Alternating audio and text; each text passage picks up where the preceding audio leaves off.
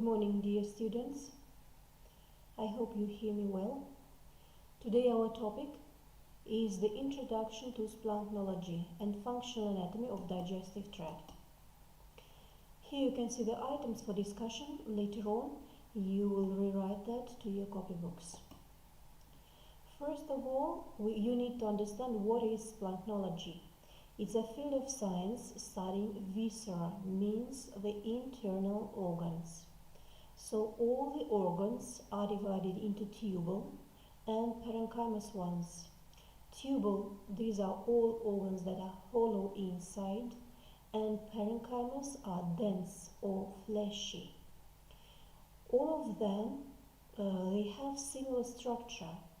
Tubal organs, they have similar structure, like their walls are made up of tunics, external, middle and internal.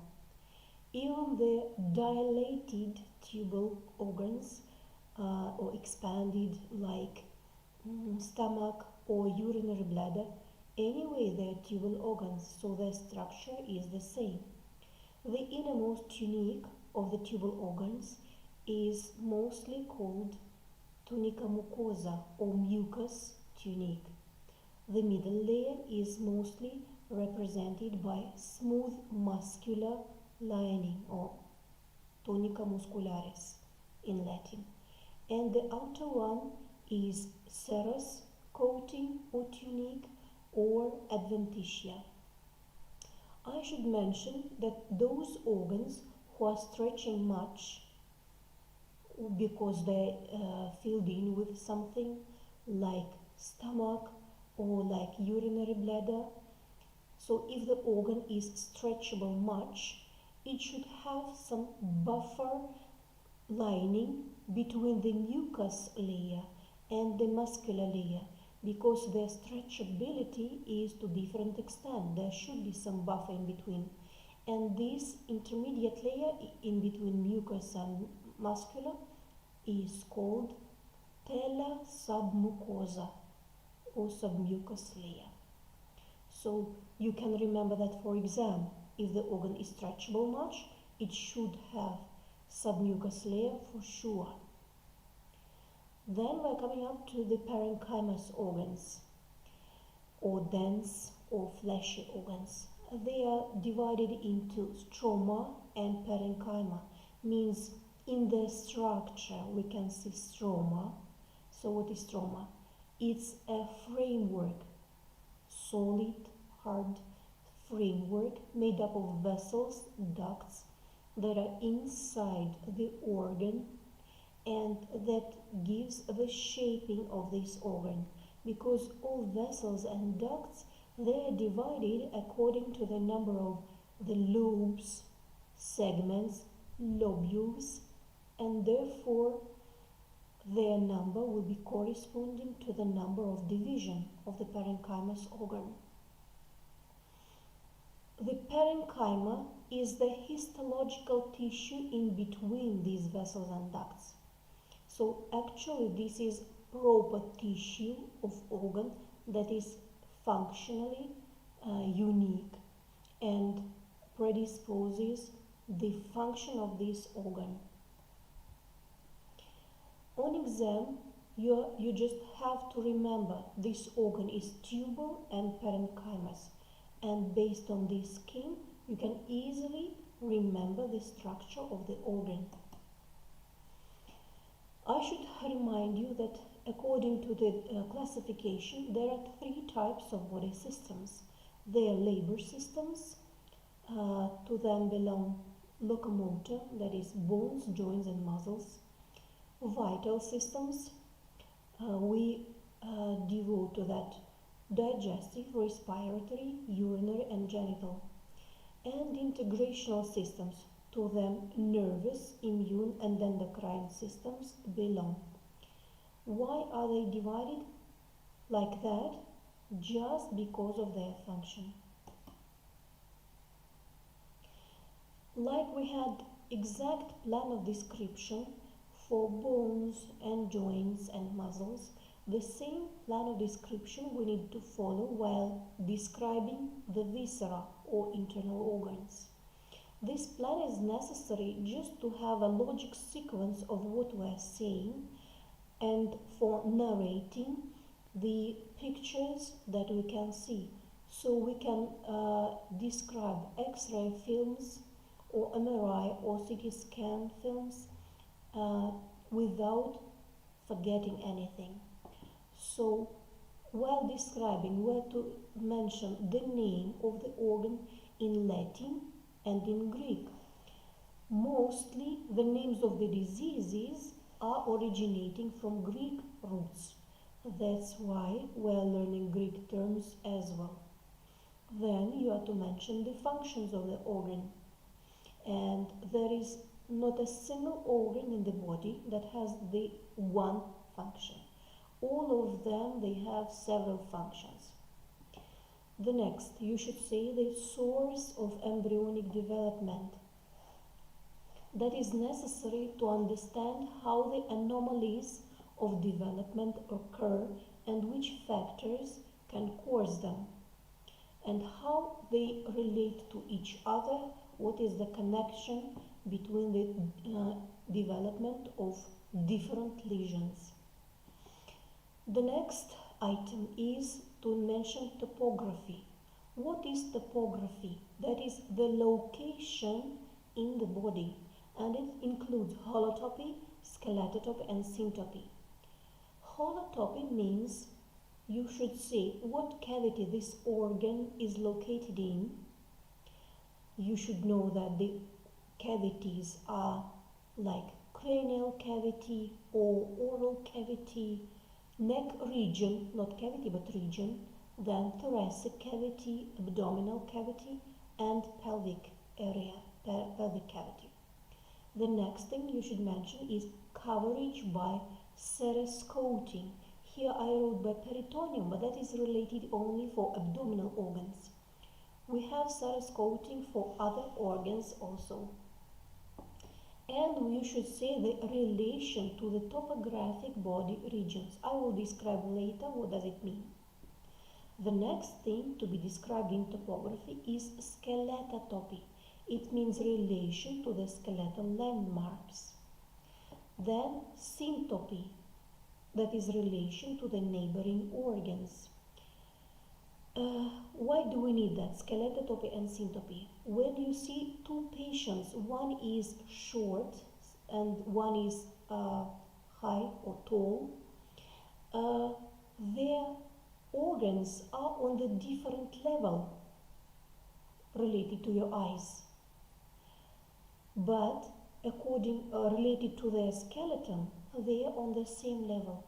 So independently of the size of the patient, the organs are related the same in normal conditions to their skeleton. That's why skeletotopy helps us to identify the normal bodies of the organ.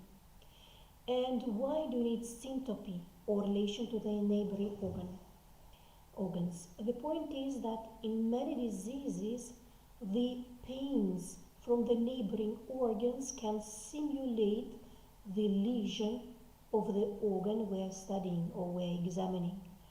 For example, some students can think they have the pain in stomach, but in reality, if we'll examine them, we can reveal that probably not stomach but pancreas, which is partially below and partially behind stomach, is damaged.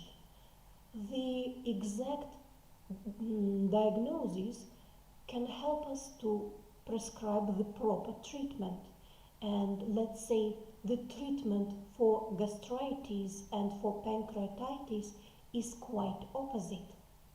Therefore, if you will not put the correct diagnosis, if you will not make it the correct diagnosis, your treatment may even do the harm.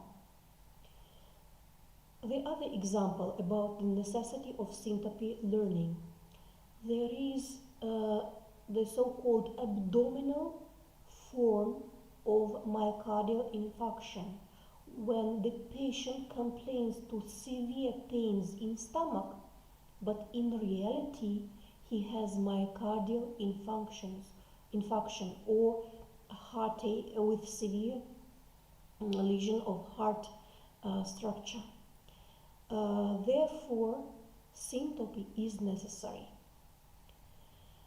The next necessary thing to be described in the plan of description for viscera is gross structure. Gross means what we can see with the eye, like anatomical structure, surfaces, borders, grooves, large lobes, and etc. For example, ligaments. The next, we're describing histological structure, means how tissue is arranged, what does it do, and how we can see that in the light microscope. The next, anomalies of development. This item is closely connected to point number 3, that is embryonic development. Majority of anomalies, inborn anomalies, they're associated with some impact factor or exposure in the embryonic development. The next, methods of investigation. We mention here just anatomical methods. Anatomical means visual. And you know which visual methods can we use here. We can use just dissection only post-mortem, but pre-life or alive methods, we use ultrasound, CT scan, MRI, like this, angiography. These all are visual methods. And the last point, blood supply, venous and lymphatic drainage and innervation, we'll study a bit later when you will learn the vessels and nerves. Talking about the topography, we should know what is topographical lines. So to identify the exact position of the organs for abdominal cavity, we use topographical lines. Here you can see the vertical line which is passed through the 10th ribs, and that line is called linea bicostarum or bicoster line. The other one, vertical line, is called linea bispinarum in Latin, and it connects the spina iliaca anterior superior. And these two vertical line divides the abdominal region to epigastrium, which is above, mesogastrium, the middle floor, and hypogastrium, which is below the lower line. So these three floors, epigastrium, mesogastrium, and hypogastrium. For thoracic cavity, we didn't have these vertical lines. Instead, we have the ribs. These ribs will serve the X lines or X axis for the coordinates of the organ.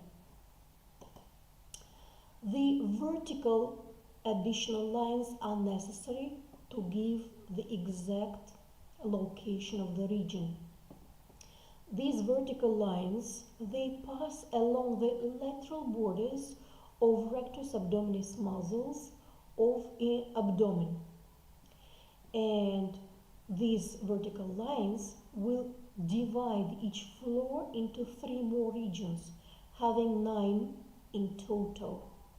So the epigastric region will be divided by these lines to right hypochondriac region, left hypochondriac region, and epigastric proper. Hypochondriac means behind the cartilage, behind the ribs.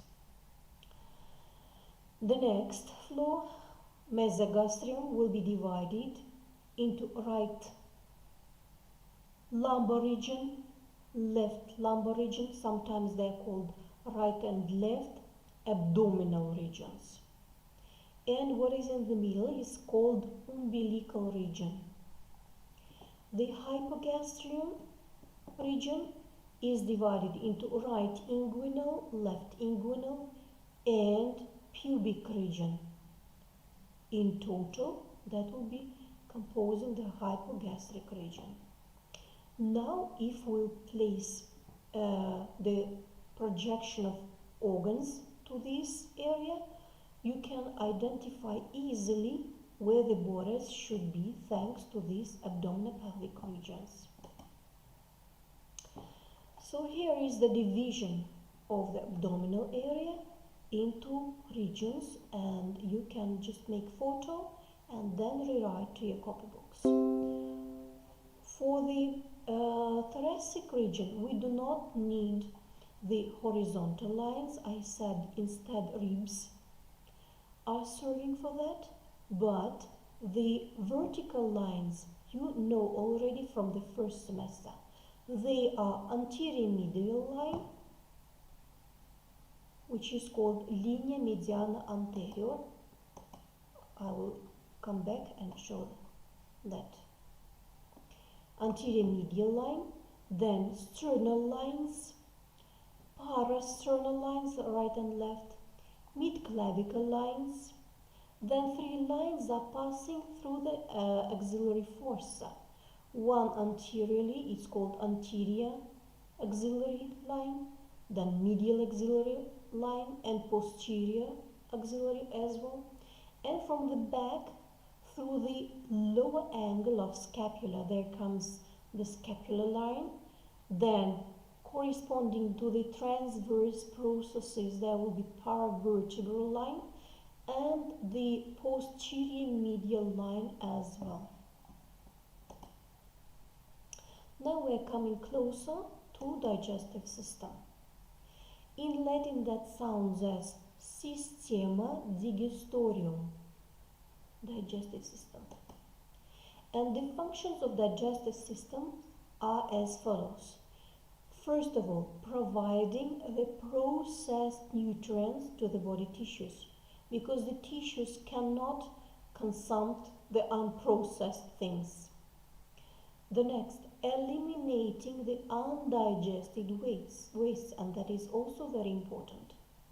The next, endocrine function, because most of the glands, they have specific endocrine glands, they have specific influence to different our body functions, and some of them are along the digestive tract.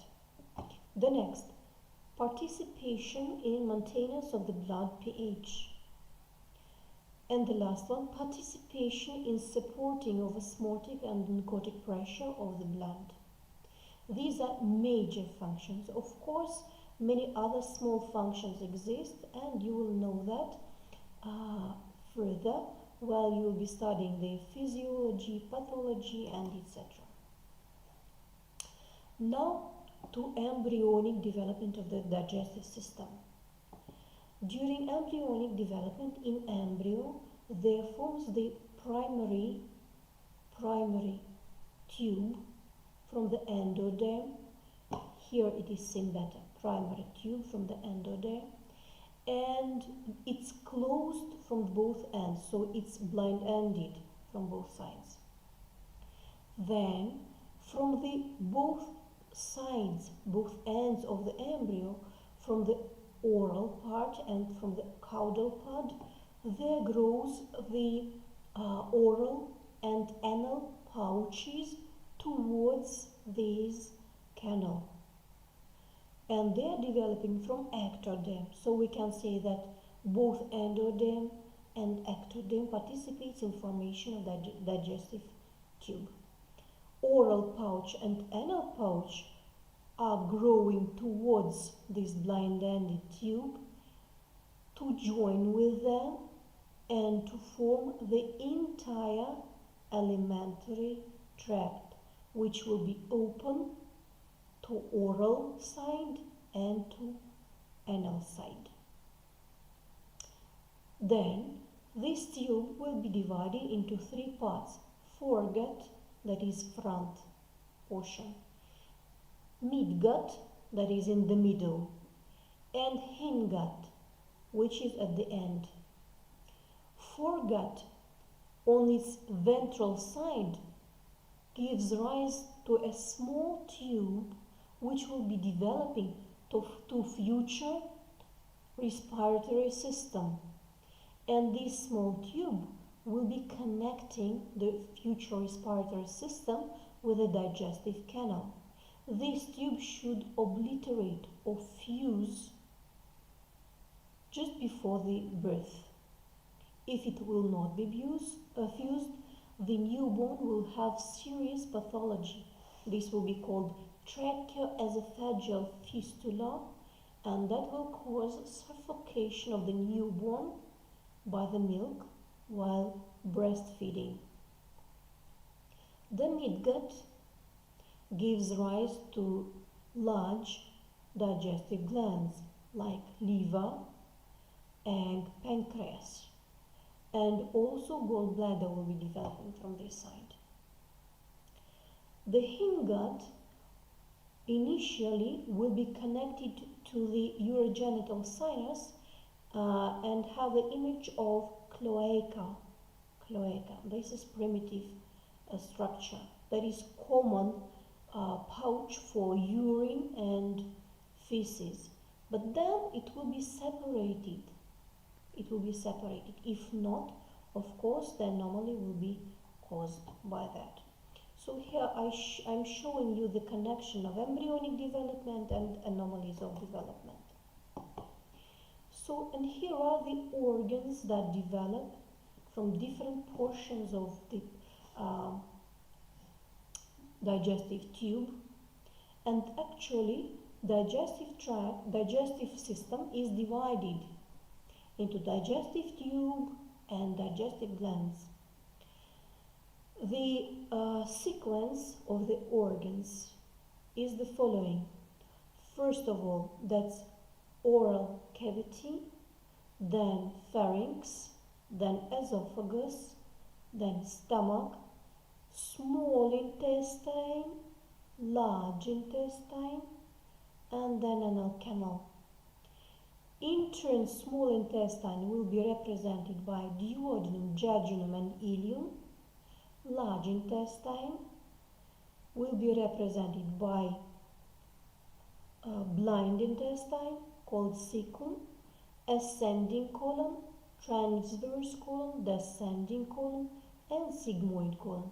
The anal canal or rectum will be the last portion of the digestive canal, and all the glands belonging to digestive system will be represented by large glands and small glands. Large glands, in oral cavity there are 3 pairs of salivary glands, and in abdominal cavity they are liver and pancreas. This one. Small salivary glands, they are scattered all along the digestive tube.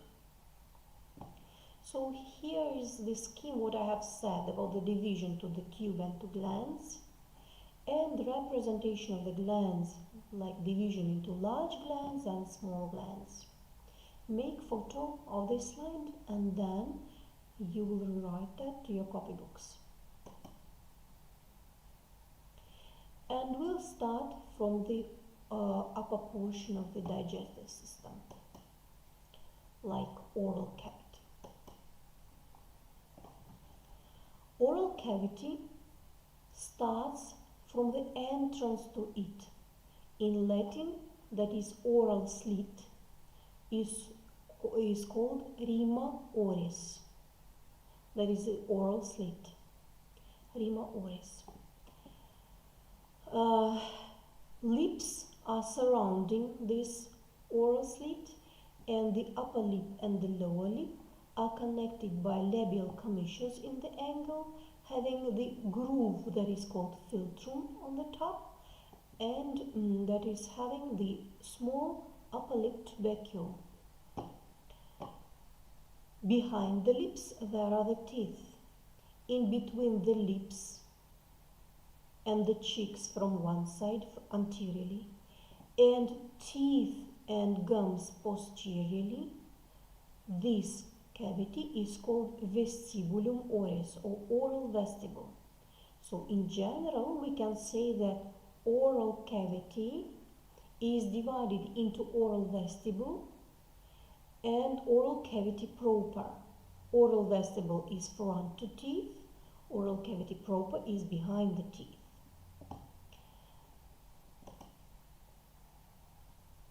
Inside the oral cavity, I will turn back to show you again. The roof of the oral cavity is the same that the floor of the nasal cavity. So the bones are the same. As you remember from the first semester, the roof is represented by the palatine process of maxilla, small portion of it, and horizontal plate of the palatine bone. That is hard palate and exactly the bony part of palate. But also we have the fleshy part that is called soft palate. And soft palate will have muscles creating the fleshy part, and these muscles help to elevate the palate and to form bolus or food portion, and prevents the snoring. So if there will be the paralysis of this muscle, or if the nerves will be damaged that supply these muscles, you will know it by night snoring. So muscles of soft palate include musculus levator veli palatini, that elevates, musculus tensor veli palatini, that tenses, then musculus uvule, that is small, like process of small fleshy portion hanging in the middle, musculus uvule, and two arcs, palatoglossal and palatopharyngeal. I will show them on the slides further. They also have muscles inside. On the floor of the oral cavity, you will see the tongue and muscles below the tongue. The tongue, in Latin that sounds lingua, and in Greek glossum. The tongue is a fleshy organ, no bone inside, fleshy organ that has superior portion, superior surface, and inferior surface. Also it has the apex or the tip and the root, radix linguae. The inside the tongue has muscles, 4 of them extrinsic and 4 intrinsic. So I can move the tongue, you all can move the tongue by your will, but some muscles anyway, they are smooth muscles. So they are under the influence of autonomic nervous system. The superior surface of tongue is scattered with the taste buds called papilla. And we have 6 types of taste buds here. We have papilla vallata or circumvallate papilla. Here are they're large and form like turned V-shaped structure on the root of tongue. Then the tiny ones, they are called papillae filiformis. They're all along, very small, almost invisible. Filiform papilla. Then leaf-like, they're called papilla foliata. These are on the sides, foliate papilla. Then fungiform papilla, they are visible, fungiform. Also conic papilla exists, some of them, conic. And the last, lentiform, so 6 types, easy to remember, 3 F's, filiform, fungiform, foliate, similar to sound vallate or circumvallate. And the last 2 are conic and circumvallate. Few years ago, we've studied the taste perception by tongue using the tongue map. We said that the tip was percepting mostly the salty food, the sides mostly the sour food, the root mostly the bitter food, and etc. So we use the mapping of taste perception by tongue. Nowadays, this theory of tongue mapping is not quite accepted by all the scientists, and they say that the taste buds, they are all around the tongue, so we do not use mapping anymore. At the root of the tongue, this one, you can see the lymphoid tissue that accomplishes the immune function, and sometimes you can see the coating of the tongue because of this lymphoid tissue function. And this is called lingual tonsil. So the tonsils may be different, they may have different appearance. So if it is a flat tissue that is not extending from the surface of tongue, anyway, that is its tonsil. This one is unpaired lingual tonsil. Behind it, there is the fold called glossoepiglottic fold. Here you can see it. And it's medial glossoepiglottic fold, and there are two lateral glossoepiglottic folds. They're called plicas. In between, there are small forces called vallecula, and these are called vallecula glossoepiglottica or epiglottic fossas. Sometimes they serve the place where the foreign objects may stuck in the toddlers that are starting to crawl and that are collecting some pieces of cotton or pieces of paper, some small strange things they have found on the floor, and they may stuck here in these small dimples. As the result, the children, the kids will manifest such symptoms like fever, diarrhea, vomiting, but nothing will be found during investigation. Just the very attentive examining of the oral cavity and of the tongue will show you that something is in, and you can remove it just with the gauze wrapped around your finger. Wrap it, and that's it.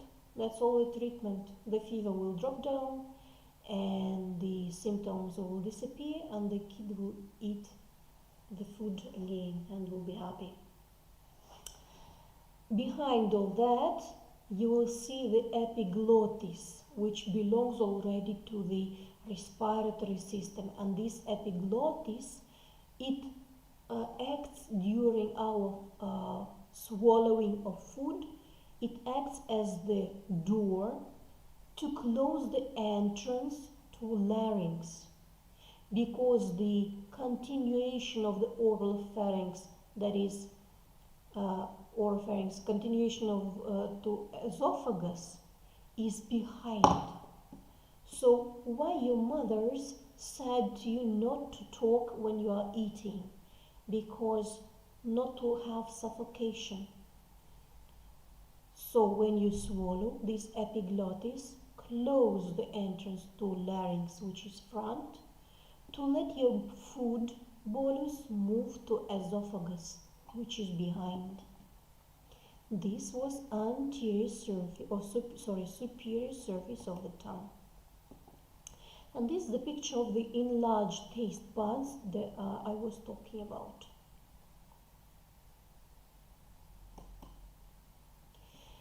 On the inferior surface of tongue, you can see the median fold, this one, which is called frenulum. Frenulum linguae, this one. On both sides of this frenulum and on the bottom, there are two small papilla. They are called caruncula sublingualis, These are exits of the ducts, sublingual and submandibular salivary glands. They both open here below the tongue. Probably you remember when you are visiting dentists, dentists usually put a piece of cotton below the tongue to prevent excess salivation to work easy. And also on this picture you can see well two more frenulums which are not belonging to oral proper cavity, but they belong to vestibule, oral vestibule. These two are called frenulum labii superioris or superior lip frenulum and inferior lip frenulum. They are connecting the lip and the gum. The clinical importance of these two frenulums is if they are attached very low or if they are shorter than normal, that may cause the appearance of a slit between the central incisors. So a space will be between central incisors. To prevent that, if you notice that in the, let's say, child of 6-7 years old, you can just make a cut of the small cut of the frenulum, and that will help the teeth to grow normally. In the kids before 5-year-old, that is a normal condition because their teeth are just to change from the milky to permanent. The next thing we are to discuss is the teeth. So as I mentioned before, the teeth can be milky or temporary and adult or permanent. The normal time of eruption of milky teeth is around 6 months, and usually the incisors are erupting the first. There are only 20 milky teeth that should erupt before 2 years old. So the 2-year-old child should have 20 milky teeth. And the child will have that teeth up to 5-7 years old, and then the adult or permanent teeth will start eruption. And the adults compared to kids should have 32 teeth. Here you can see that person, that's a kid. The buds for permanent teeth are inside the jars, maxilla and mandible, and milky teeth are erupted. The structure. The tooth has the crown that we can see and the root that is inside the gum and alveole. Alveole, that is the belonging to the jaw. The crown is covered by enamel, very hard tissue, below which is dentin. Inside, the tooth has the cavity filled in with connective tissue with the small arteriole or capillaries coming into to provide the nutrients for this tooth. And arteries, veins and nerves. So despite tooth is a very hard tissue, anyway it's alive. That's why it should be nourished. The root is covered by cementum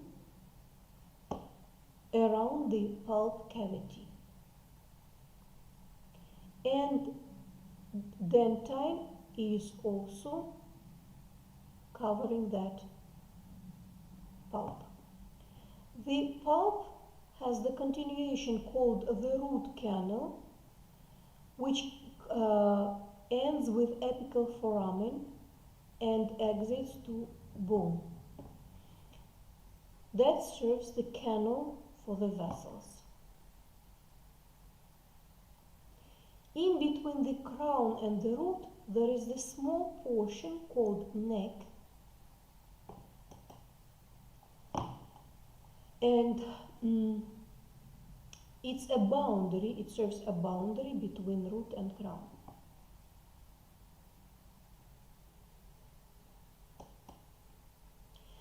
Now about the names of the teeth. Each tooth has the name.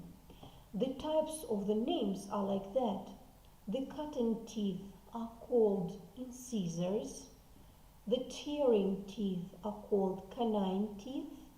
Then premolars and molars. So once again, incisors, canines, premolars and molars. If we'll write down the adult teeth formula, we can name or numerate each tooth by the figure, and figure number 1 will mean incisor, and figure number, let's say, 3 canine, 4 5s will be premolars, and 3 more will be molars.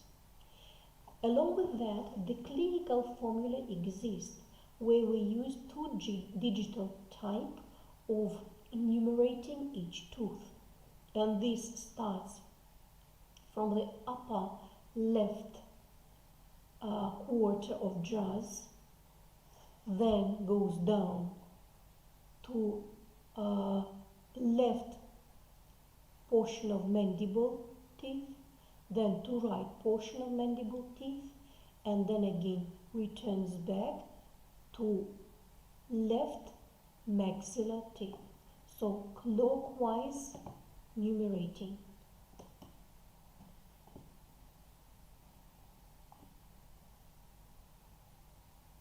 In kids, we also use teeth formula, 1 digital numeration and 2 digital or clinical numeration, but the numbers are different.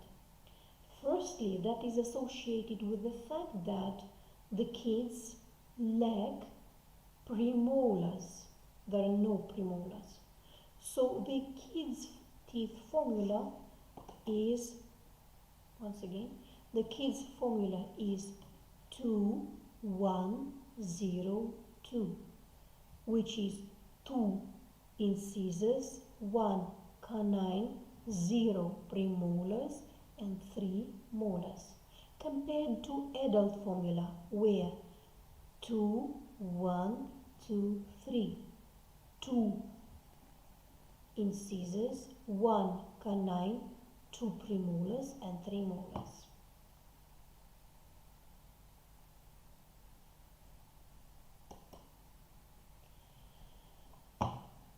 About salivary glands, I will talk a bit later when I will show you the glands. For now, I will mention just all of them are large salivary glands are in oral cavity, and the sublingual and submandibular has the exit to sublingual caruncle, and the parotid gland, it has the duct opening to the level of the upper second molar tooth in the oral vestibule. The next portion of the digestive system I'm going to talk about is pharynx. Pharynx is behind the oral proper cavity and is divided, is separated by a vertical boundary. It's vertical, so it's not having beginning. Vertical boundary, which is called isthmus fauces. Isthmus fauces. And pharynx is divided into 3 portions: nasopharynx, oropharynx, and laryngopharynx. The vertical boundary between nasopharynx and oropharynx is the horizontal line that is passing through the hard palate. The boundary between oral pharynx and laryngopharynx is epiglottis, that is the cartilage belonging to a respiratory system and closing the entrance to larynx when we swallow.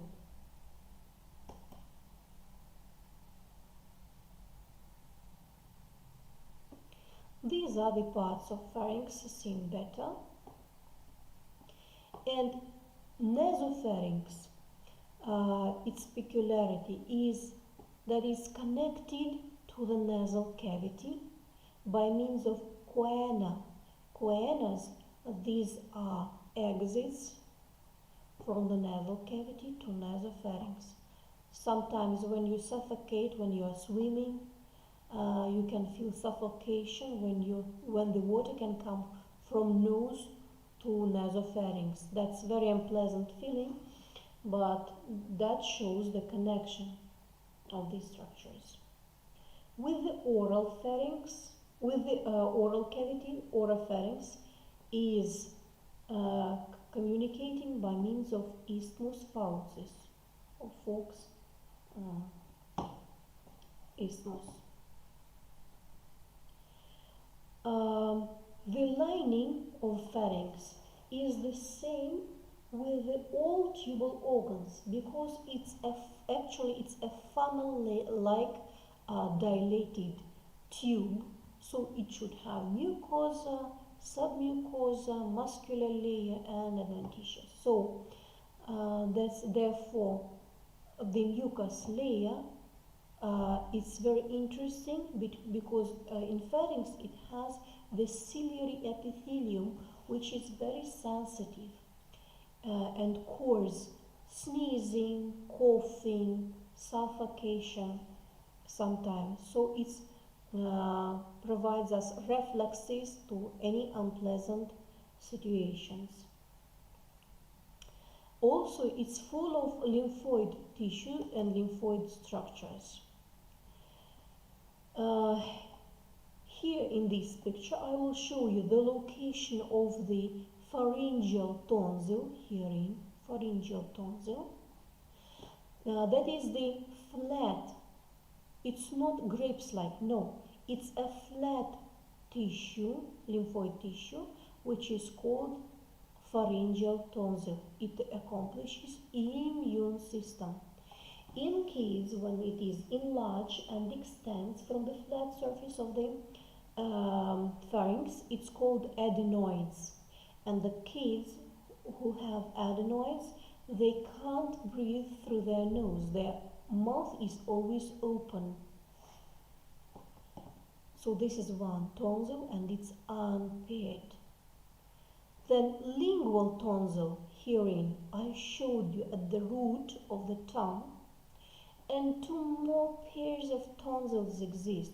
They're palatine tonsils and tubal tonsils. Palatine tonsils, Palatine tonsils are located between two arcs, palatoglossal and palatopharyngeal. Tubal tonsil, also paired, they're located at the orifice of eustachian tube. Eustachian tube is a connection between your pharynx and middle ear, because middle ear inside having air. So all these 6 tonsils, 2 paired, tubal and palatine, and 2 unpaired, pharyngeal and lingual, they altogether form the lymphoepithelial ring of Pyrgo-Valdea. So this is the immune barrier on the way of infection towards our body.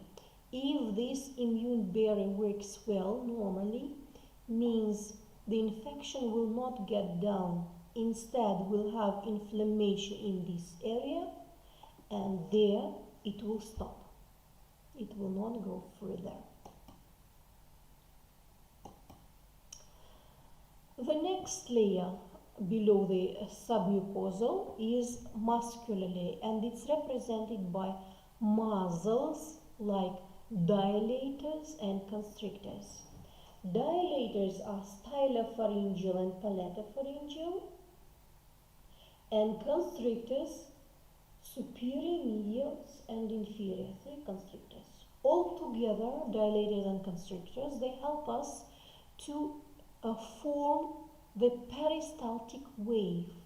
When we're swallowing, the first peristaltic wave starts, and then in the esophagus we'll see the contraction of longitudinal layer of muscular tunic and circular layer, and that will create peristaltic wave.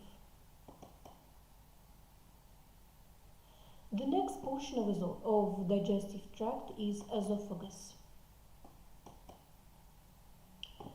So it starts from the C6 level, means from the 6th cervical vertebra, C6, C7, like that. It passes down from the neck region to the thoracic cavity, and it also has the small abdominal part.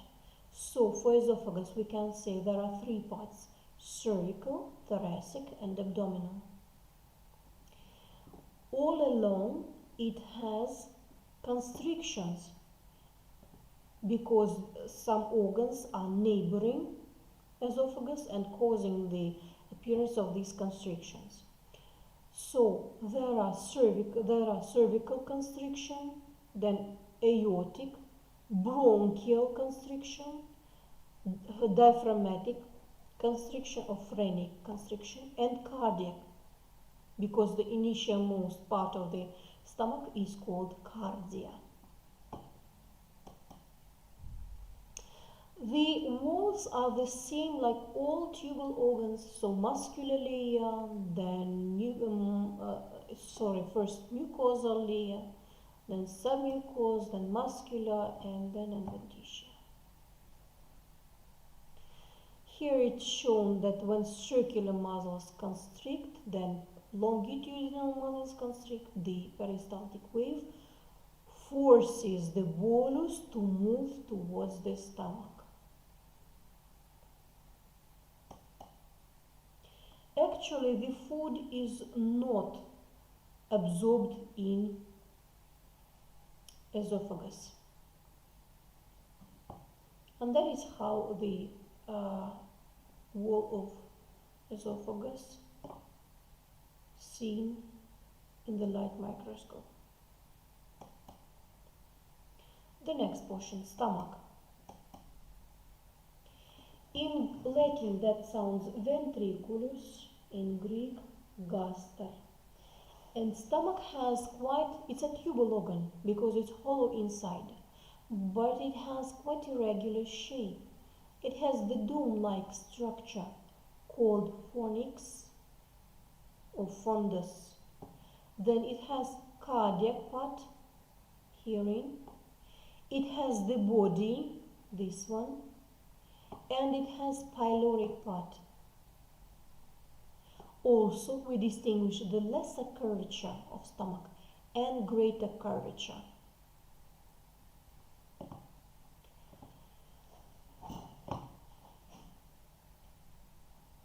Every part of stomach has its own function. For example, fluids are mostly moving along the lesser curvature. The clinical importance is when the person, mostly often kids, are drinking by mistake any aggressive fluid like acid for example. Mostly the lesser curvature will be damaged. If the spicy food or if the poisoned food will appear in solid portion of it, the greater curvature will suffer more. So the greater curvature is for solid food. And the fundus herein, dome-like portion, is for accumulating the gas which you are swallowing when you are eating very fast. It accumulates here and then it goes out, sometimes with the sound.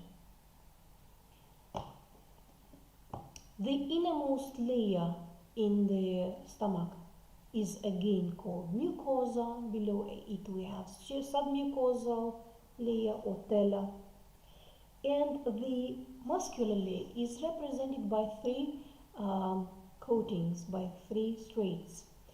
These are circular, longitudinal, and oblique. So these are longitudinal and these are oblique because of irregular shape of stomach. You know from your experience that stomach is very stretchable organ, therefore oblique fibers are necessary as well as circular and longitudinal.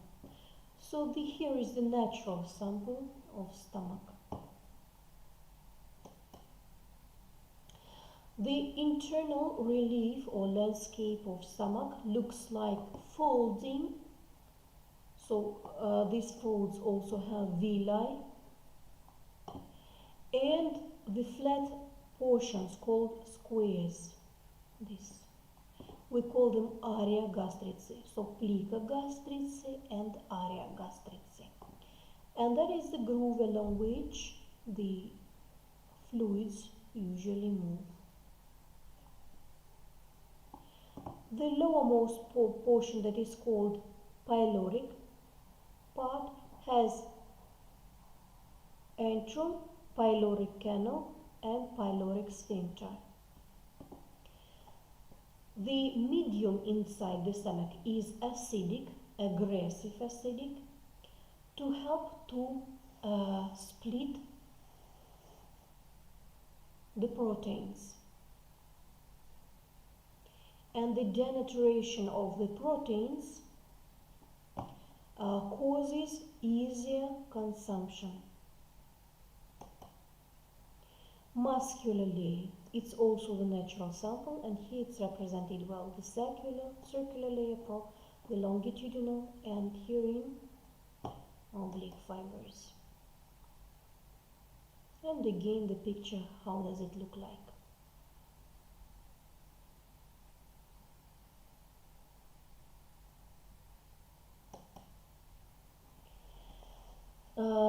The mucosal layer has many gastric glands, and there are three types of these cells.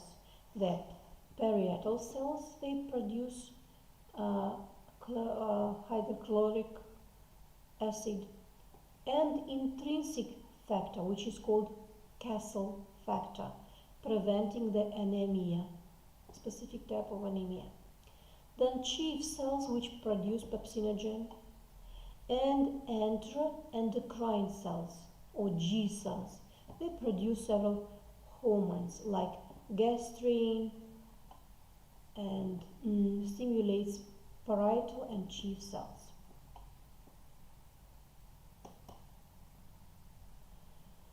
The next, small intestine, a part of the stomach where mostly proteins will be denaturated and absorbed. The major function of small intestine is to process fats and fat-soluble substances. The major function. So mostly it will be busy with that. Stomach starts from the pyloric sphincter, small intestine starts from the pyloric sphincter of stomach and is has the name intestinum tenum and is divided into three parts. They are duodenum, duodenum in Latin, jejunum in Latin jejunum, and ileum, in Latin the same ileum.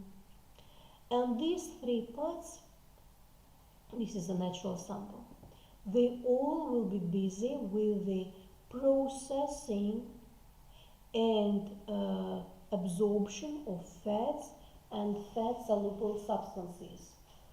Among very important fat-soluble substances, you should know 4 vitamins that are fat-soluble: A, D, E, K. Very important vitamins, and their deficiency causes serious problems in the body, right? So if they will be not absorbed in the small intestine, that will be the problem for the body. So not always, for example, the problems with the vision is because of the lesion of the eyes. Probably one of the reasons may be poor absorption of vitamin A in small intestine. The first part of small intestine, which is called duodenum herein, starts from the pyloric sphincter, has 4 parts: superior part, descending part, horizontal part, and descending part. And it's located in between level L1, first lumbar vertebra. From L1 to L3, descending part. Along L3, and descending part from L3 ascends to L2 vertebra. So it's a horseshoe shape, as you can see, but in kids it's almost C shape, having no exact flexure, superior duodenal flexure and inferior duodenal flexure. The interesting thing is that to the descending part of the duodenum, to its medial posterior wall, opens the common duct from gallbladder, exactly from liver and then through gallbladder, and from pancreas. So both bile and pancreatic juice will appear in descending part of duodenum. And this bile is such an aggressive alkaline medium that it helps to split fats, fatty acids, fat-soluble substances. This structure is similar, so mucosal layer with villi, submucosal tela, muscular layer, and serous coating.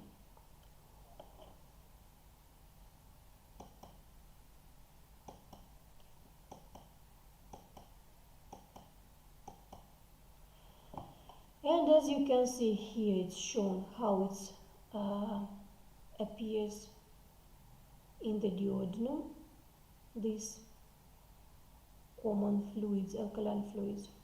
And the next part after duodenum is jejunum. Jejunum is about 2.5 meters long compared to ileum, which is 3.5 meters long. And jejunum is mostly having the vertical folds, while ileum having horizontal folds. They both have villi for absorption of fats and fat-soluble substances. And for practical classes, you have to know at least 10 differences between jejunum and ileum. Firstly, the villi in jejunum, I will name just few of them. The villi in jejunum are longer and more dense, while in ileum they are shorter and more loose. Then in jejunum, the color is more pinkish, while the color of ileum is pink-grayish. Jejunum is shorter, while ileum is longer. In jejunum, the amount of fatty tissue in its mesentery is more. In ileum, it's less. The width of the wall, the thickness of the wall in jejunum is more, in ileum less. The elasticity of the wall, in jejunum the wall is more elastic, in ileum less elastic. The blood vessels in the mesentery is represented in jejunum by the arcades of 3 levels, in ileum of 2 levels. So the general regularity, we can summarize that in ileum everything is less or poorer. That will help you to remember. Ileum will finish with the sphincter that will close the entrance to the large intestine. This is the ileocecal valve that is in between cecum and ileum. Here again the villi structure of small intestine is shown. Because it absorbs fats, as I said before, inside it, a part of capillaries and venules, a part of that, it has the lymphatic capillary, which will absorb fat and fat-soluble substances. Now, large intestine. It's called in Latin intestinum crassum. Intestinum crassum. The function of large intestine is as follows: reabsorption of water and absorption of water, compaction of intestinal contents into feces, absorption of important water-soluble vitamins, because fat-soluble were consumed above, and storage of fecal material before defecation, so temporary storage. This is the image of large intestine. As you can see, it lacks villi, because water and water-soluble substances, they do not need villi to be consumed. It easily can pass through the wall, therefore no villi. Instead, it has the folds. These folds cause the bulges in between them. These bulges are called haustras. And these haustras are seen really like bulges. And one more difference of large intestine compared to the small one is that large intestine has no entire muscular layer. Instead, muscular layer is represented by 3 ribbons, which are called taenia. Ribbon, translation into Latin, taenia. And we have 3 taenias: taenia libera, taenia mesocolica, and taenia ommentalis. So these 3 taenias are nothing else but containing muscular tissue inside. From the outside, from the abdominal cavity, along these taenias, we can see the fatty protrusions or fatty like earrings that we called appendices epiploides. It's really like processes, fatty processes. So in Latin, appendices epiploides. And here you can see the ileocecal valve, which opens into the first portion of large intestine called cecum, typhlon in Greek. In this cecum, we can find the appendix, that is small process herein. The main function of it is to be the store of the intestinal bacteria necessary for feces formation, necessary for producing of vitamins. So this is a normal flora of intestine. Sometimes in case of the constipations, in case of inflammations, this process also can be inflamed, and in this case we call it appendicitis.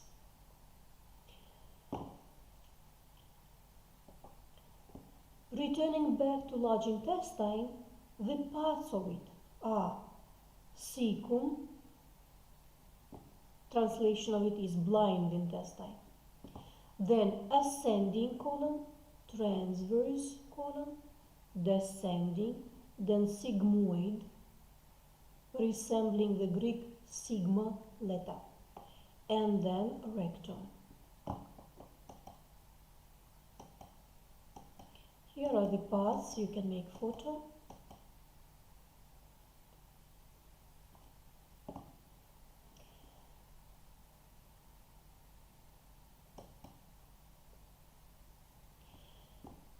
And here you can see the length of the large intestine, but in reality it's different. It depends on the height of the person, it depends on the female or male, it depends on the diet. Quite different factors can influence. Sometimes this transverse part is very low and it also elongates the large intestine.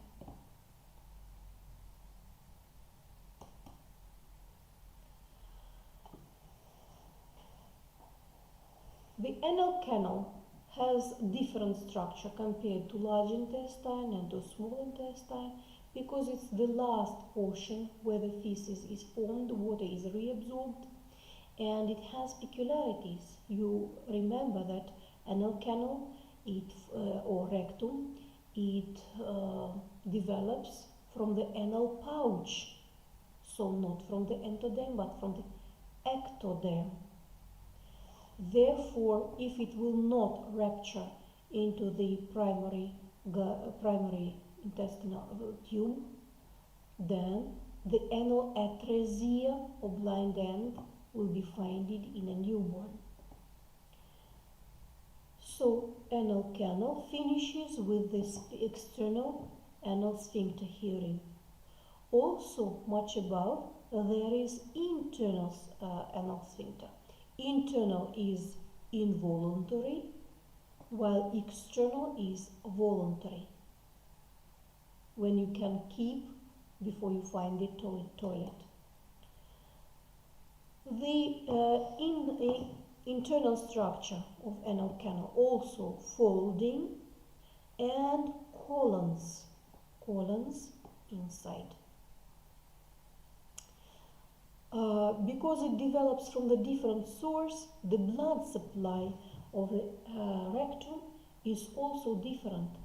The superior portion of rectum will be supplied from the inferior mesenteric artery and will be drained to hepatic portal vein for filtering, for detoxification, and the middle and inferior portions of rectum will be supplied from the internal iliac artery and from the pudendal, which in turn belongs to internal pudendal artery, and they will be drained to internal iliac veins, means directly to the greater or systemic circulation.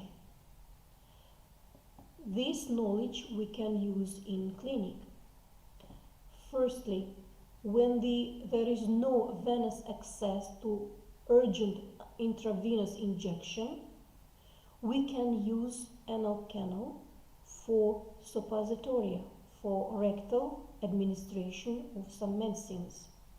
They will be absorbed directly to greater or systemic circulation, skipping the being filtered in liver.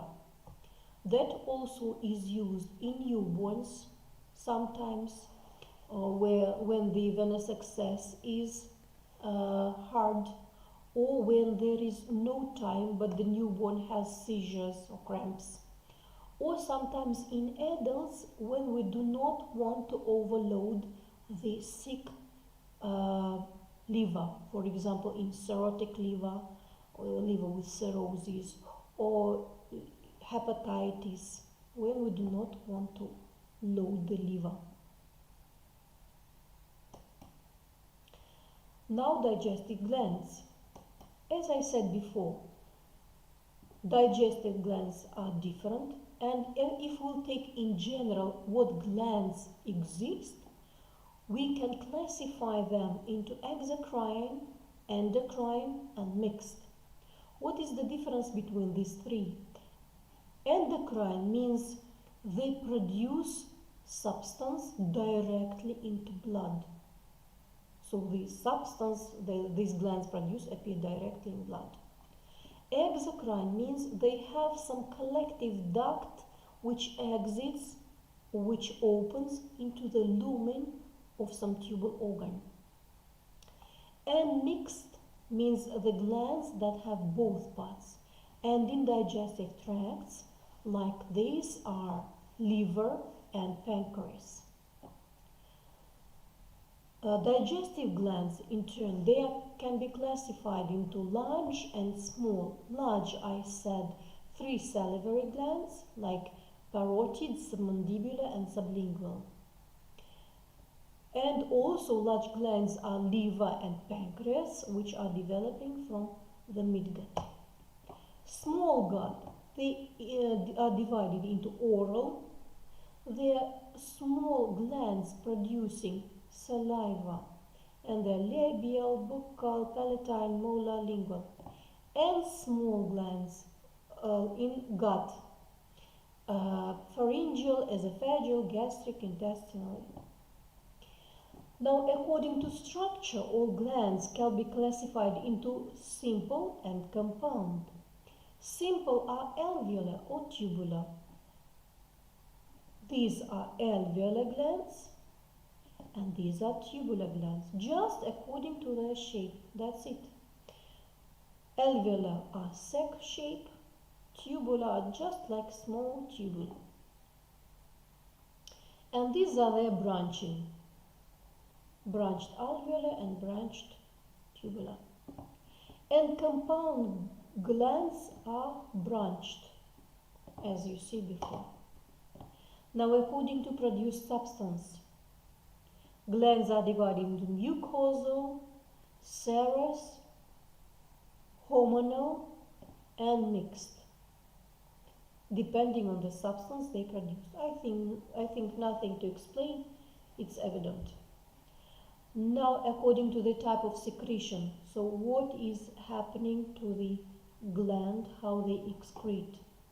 They're divided into merocrine, so while they produce something, they preserve their shape.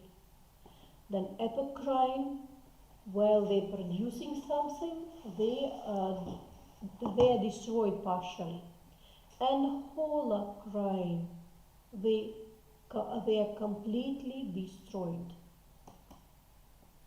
Now you can learn the glands of digestive system without cramming, but instead you understand what you are learning.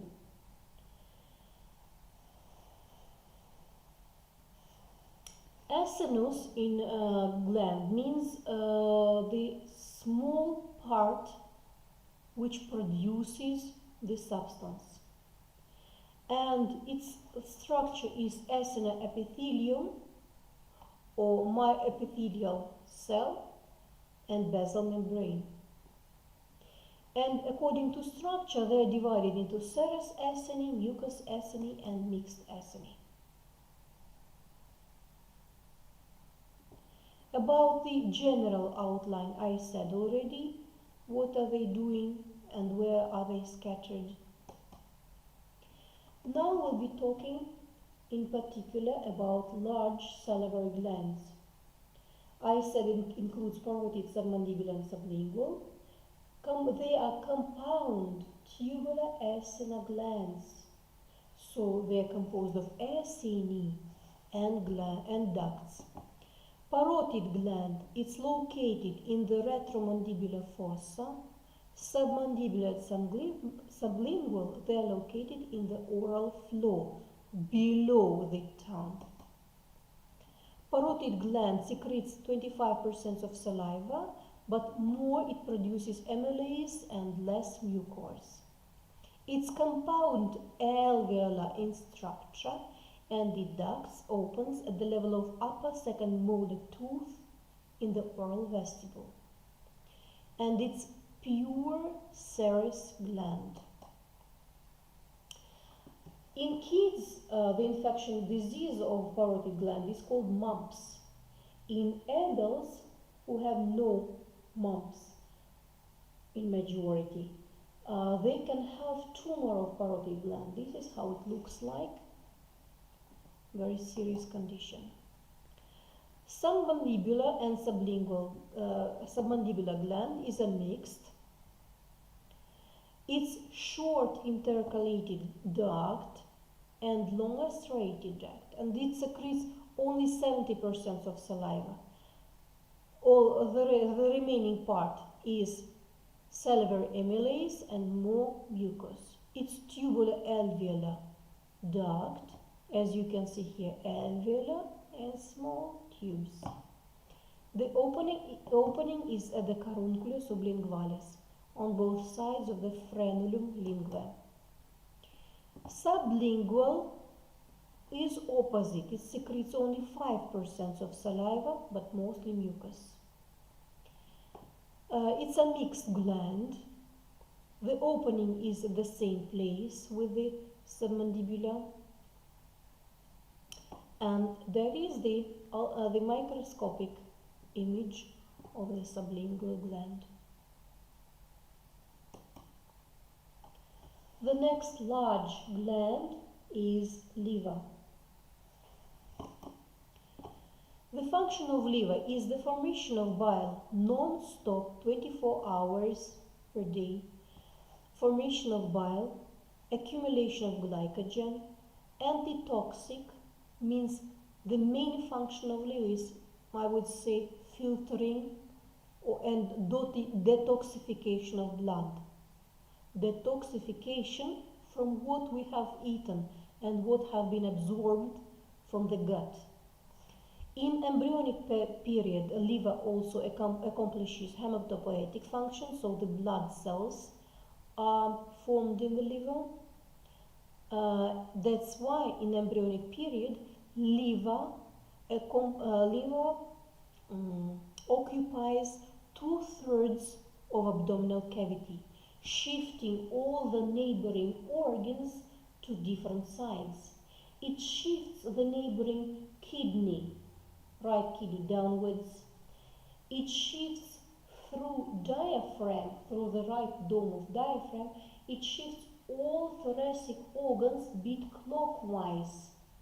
That's why the right dome of the diaphragm is higher, the right lung is bigger, than the heart from its initial midline position shifts bit leftwards and appears as if invaded into left lung, and left lung becomes slimmer and descends bit downwards.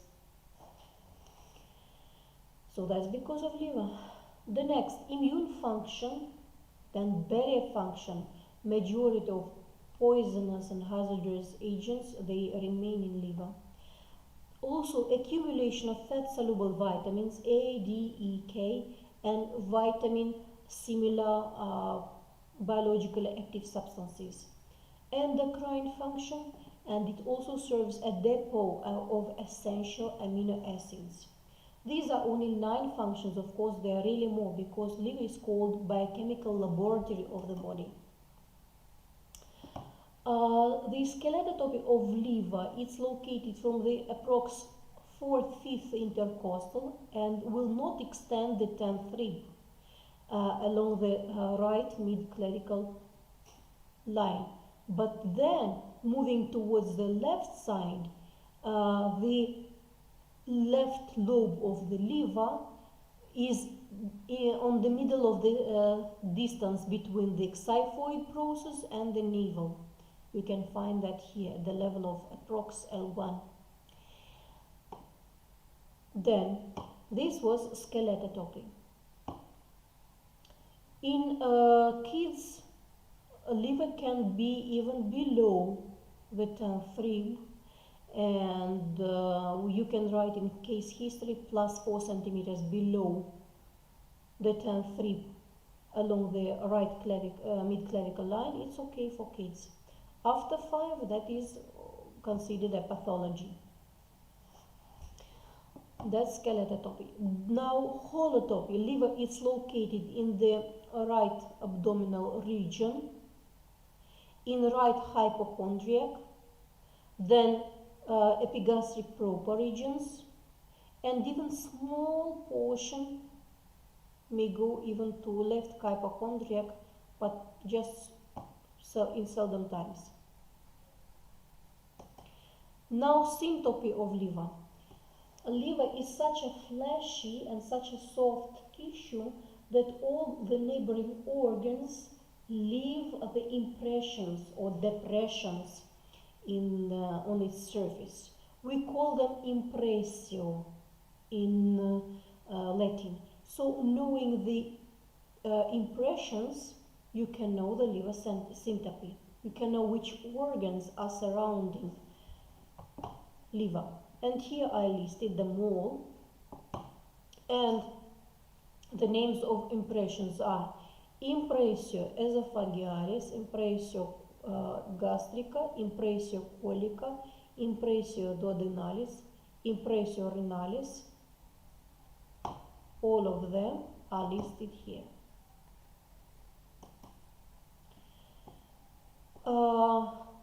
For gross anatomy of liver, you should also mention the ligaments of liver, which are divided into visceral and like duplications of the peritoneum. It's a very heavy organ and should be fixed reliably in abdominal cavity in its upper right portion. Therefore, ligaments are very necessary. Proper ligaments of liver, they are teres ligament, falciform, which divides the liver into two lobes, then coronarium, crown-like, which is above, then triangular dexter and sinistra, ligaments of liver. Visceral ligaments means they are the peritoneal folds that pass from liver to the neighboring organs. Exactly these form the visceral ligaments. They are called ligamentum hepatorenale, means its connection by peritoneal fold of liver and kidney. Ligamentum hepatoduodenale to duodenum, how it's fixed to duodenum, and hepatogastricum, how it's fixed to stomach. I will show. Here, number 7. This ligamentum hepatogastrica and hepatoduodenale, they both form the lesser omentum. What is a lesser omentum? Two layers of peritoneum are folded together. Inside is much fatty tissue, lymphoid nodes, lymphatic nodes, and then vessels. And this altogether is called lesser omentum. Liver is covered by peritoneum on 3 sides. Just small portion, bare portion, is called area nuda. It's not covered, but all the rest are covered by peritoneum. So liver is mesoperitoneal organ.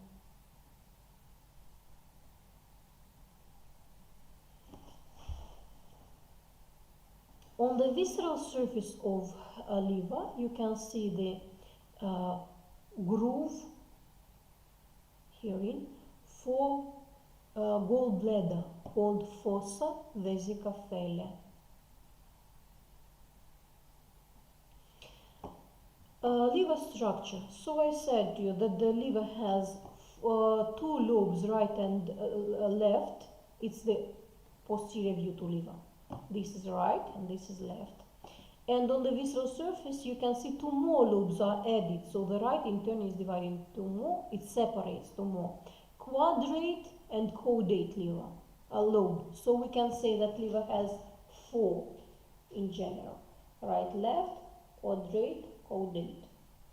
Then liver is divided into sectors, segments, and lobules.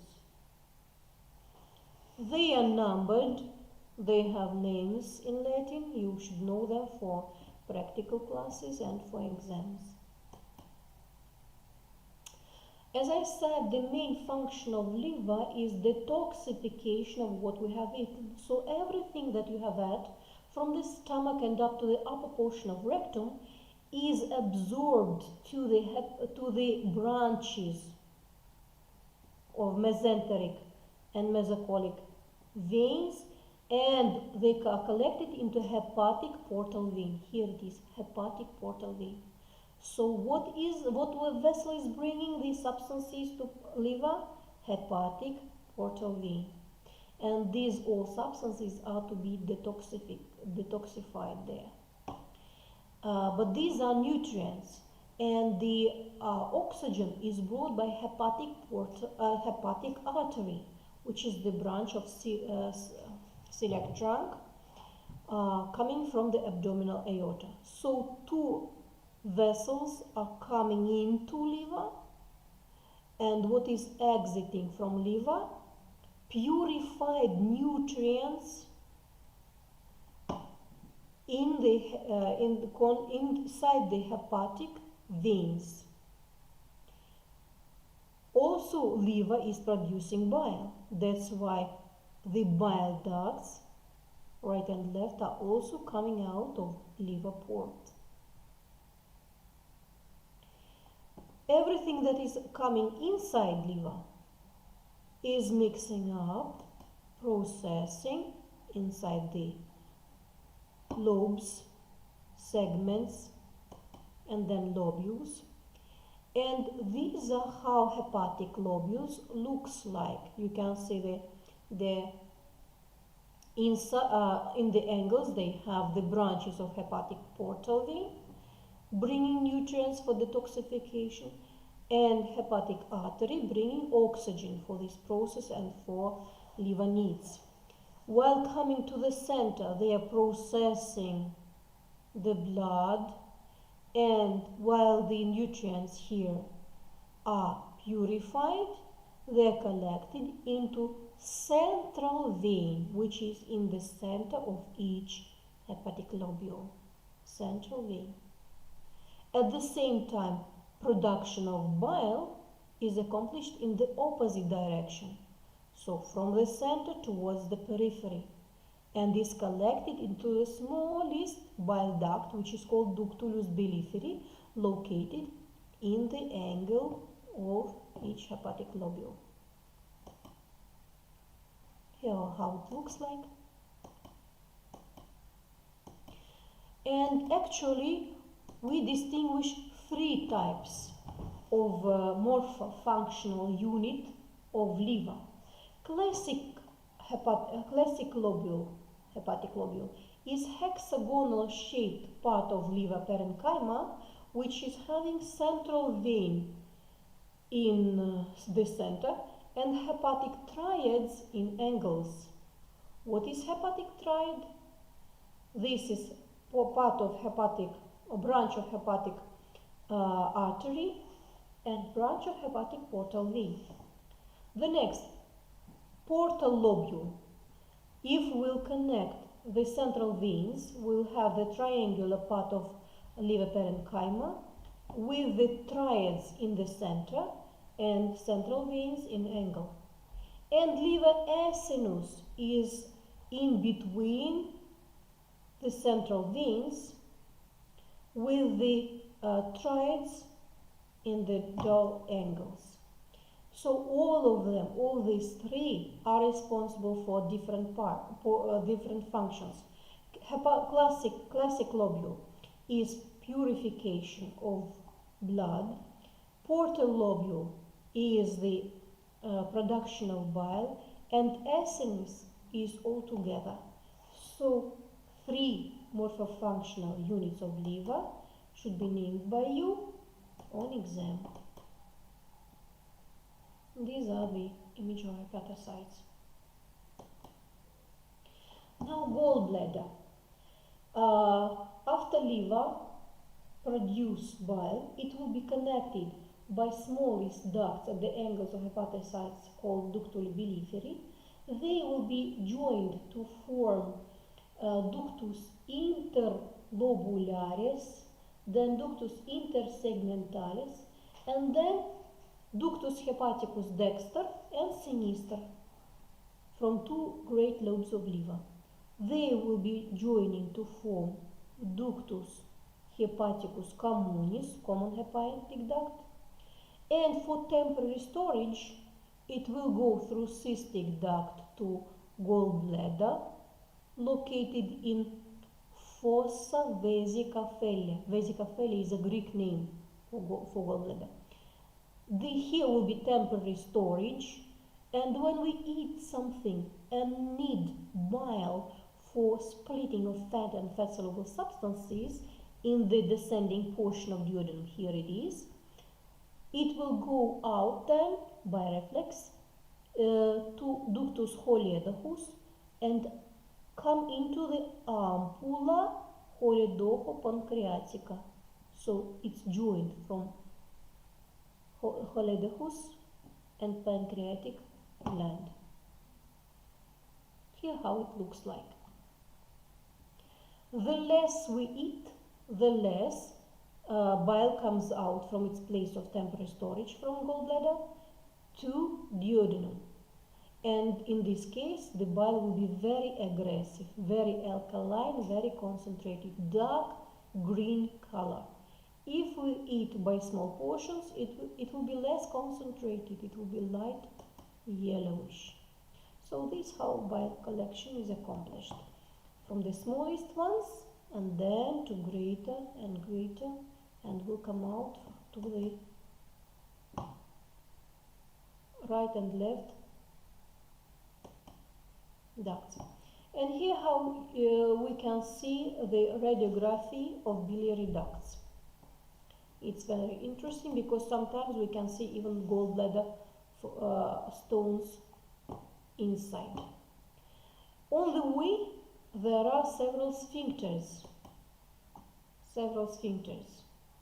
And you should make photo of this slide because they are not named in all the textbooks. Sometimes they are missing, but you need that for exam. So number 2 is sphincter of Lütgens. Number 3 is sphincter of cystic duct. Number 4 is vesica-phellia. It has the sphincter just here, and then it will have the sphincter Oddi already inside the wall of the duodenum. The next large gland is pancreas. The head of pancreas is located in the loop of duodenum.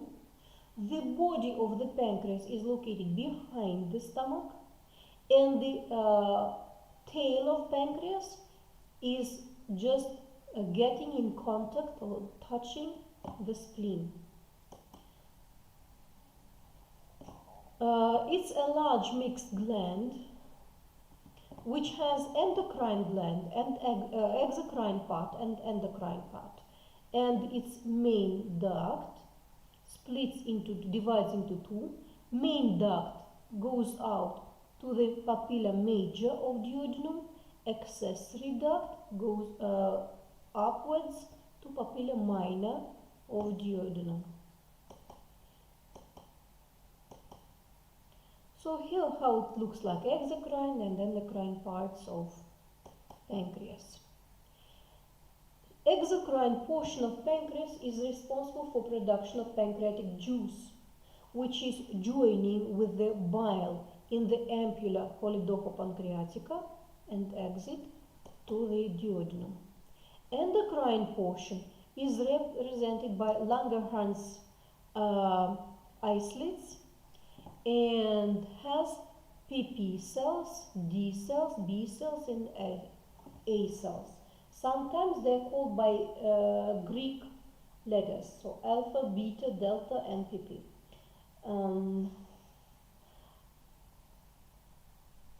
Also, some scientists mentioned theta cells.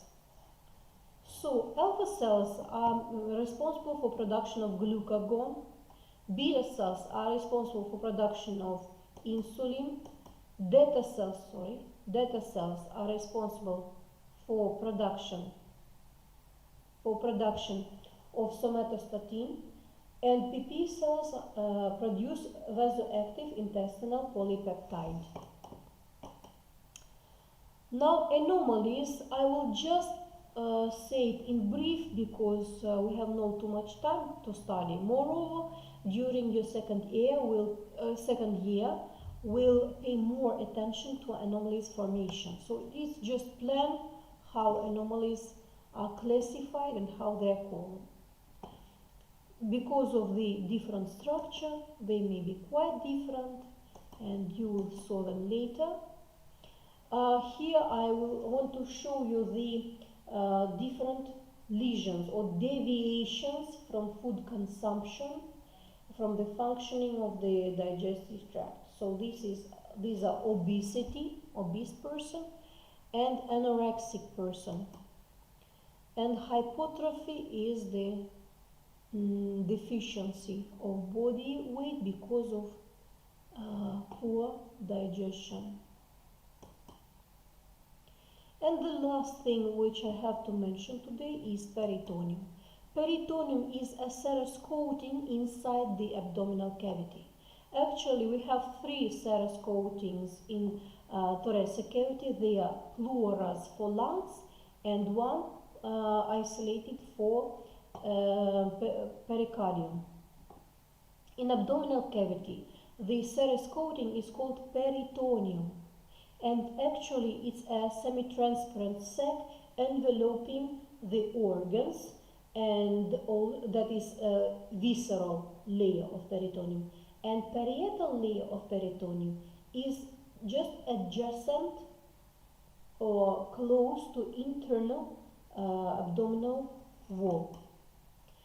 This is how this peritoneal sac is forming. So firstly it's entire, then the body organs, the buds of the organs are appearing on this peritoneum, and while developing these organs, they appear to be enveloped from all the sides, or from one side, or from two or three sides, and according to that we name the organs and their coverage by peritoneum, like from three sides or from all sides. When it's covered, when the organ is covered from all the sides, we say to it intraperitoneal coverage. From two or three sides, mesoperitoneal coverage.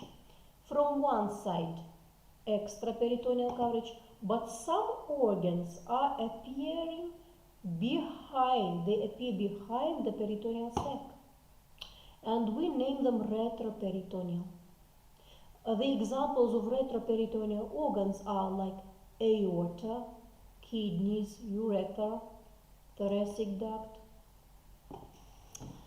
And here you can see the sagittal of the lining, how peritoneum and its visceral layer are lining all the organs. So visceral layer of peritoneum, it produces some fluid, and parietal, adjacent to internal abdominal wall, is consumpting this small amount of fluid. This small portion of fluid prevents friction while moving of loops of intestine.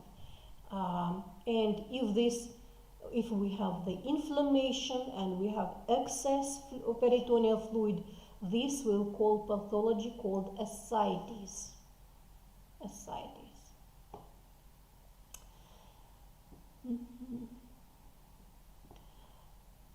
Visceral peritoneum, it may suspend from one organ to another. If it comes from one organ to another, let's say from liver to stomach, it is causing the formation of ligaments like hepatogastric ligament or hepatoduodenal ligament. And also it can suspend, as you can see here, like an apron from the greater stomach of a greater curvature of stomach to the large intestine, exactly transverse colon. So here it is called the greater omentum. Why omentum, which from Greek means something fatty or fat? Because inside these four folds, four lines, four sheets of peritoneum, inside is much fat, then lymphatic nodes, some vessels sometimes, and it helps to protect inner organs. If the person eats much, this fatty apron that is called greater omentum, it also increases in volume and creates large belly. The ligaments in between the liver and stomach causing lesser omentum, they're here, and greater omentum just front to intestinal loops. Also, peritoneum can suspend the loops of intestine to posterior abdominal wall, like here, and this is called mesocolicum. And mesentery is the portion of peritoneum suspending the loops of small intestine to posterior abdominal wall. So that is called mesentery. Attaching the loops of intestine to posterior abdominal wall, peritoneum gets down, covers the upper portion of rectum from all the sides and middle portion of rectum just from one side, from one side, and then in between rectum and uterus in female, it makes up a pouch that is called Douglas space or posterior pouch, so recto-uterine pouch. And in between the uterus and urinary bladder, it will make up one more pouch. It will be called vesico-uterine pouch. Here it is male's torus, male sagittal, so the pouch is only one, rectovesical. In female, here in between there is the uterus, and there are two pouches, anterior and posterior. Posterior is called Douglas space. Here is the greater omentum, how it looks like from the front. And this is the female's sagittal with the posterior pouch or Douglas space and the anterior pouch or vesico-uterine pouch. This has a great diagnostic meaning.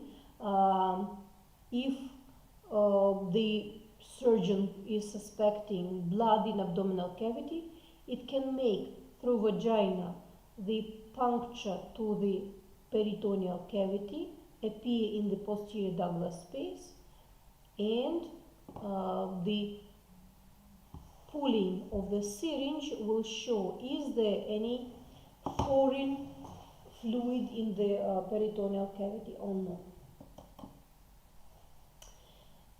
If we look onto the anterior abdominal wall from the inside, we'll see the folds that are caused by peritoneum on the anterior abdominal wall from the inside. These are median umbilical fold called plica umbilicalis mediana. Then lateral umbilical folds, here lateral, and in between are medial, so median, plica umbilicalis mediana, plica umbilicalis medialis, and lateralis. Of these 5 folds, only lateral ones are having the acting vessels inside. The arteries are inside, which are passing the blood in adults, the epigastrium. But inside the median umbilical fold, there is the former embryonic duct called urachus, which connected in embryonic period the urinary bladder with the allantois. And in the medial umbilical folds, there were former umbilical arteries that were functioning only in embryonic period.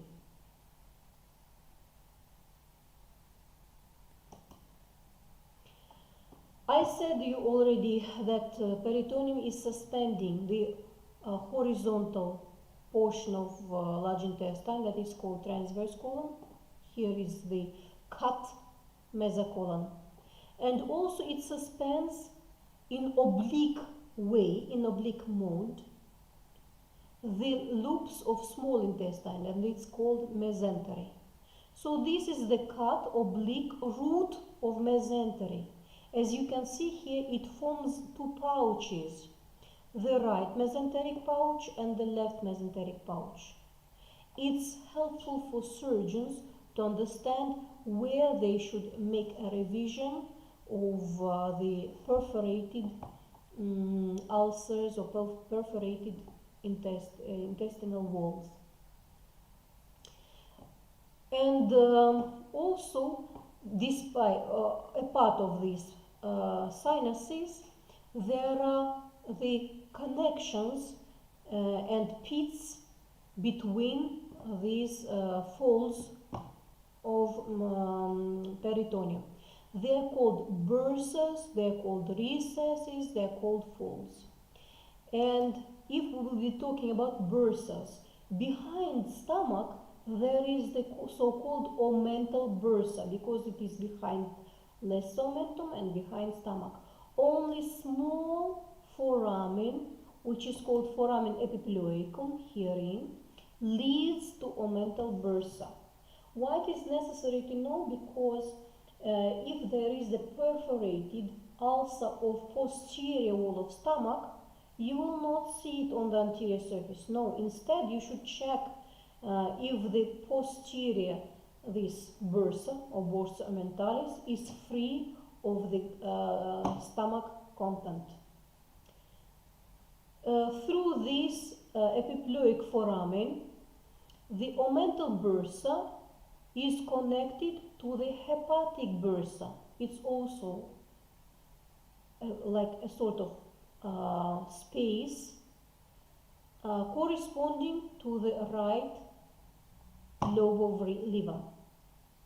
And in front of stomach, one more, which is called pregastric bursa. Pregastric bursa. And they are blind-ended. Here is the transverse section, which shows that omental bursa, herein, omental bursa, through epiploic foramen, is connected to hepatic bursa. Epiploic is connected to hepatic bursa. Then right paracolic gutta is the continuation to hepatic bursa. And that shows where the surgeon should check the content in case of catastrophe of the abdominal cavity. The pregastric bursa is blind-ended. The right mesenteric sinus is also blind-ended. Left mesenteric sinus has the connection to pelvic cavity, as you can see here. Small space is opened in the pelvic cavity from the left, but actually the left paracolic gutta is blind-ended, because on both sides there are ligaments that makes it blind-ended. This is the revision of the omental bursa by surgeon. That's it for today. Hope you understand the major parts. Hope that was not too difficult for you. But anyway, you can look it through once again. Make some notes in your copybooks. Good luck.